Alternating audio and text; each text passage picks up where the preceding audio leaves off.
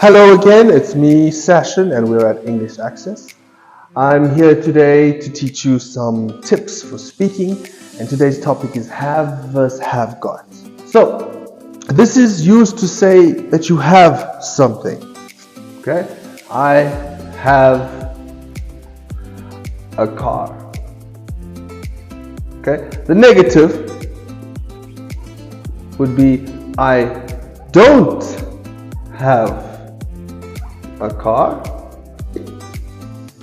and the question form would be do you have a car? Okay, this is the normal form that most people use.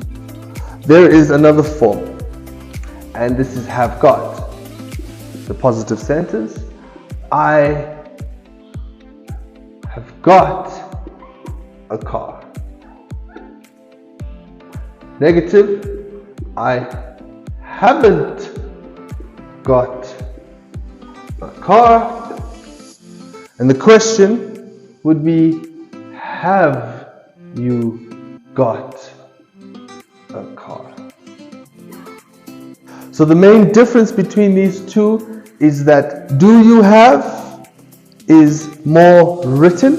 We use it more in writing. And have you got, and I have got, this is more spoken English. We use this in speaking. It's more natural for us. Okay, good luck. Try these out next time you have a conversation.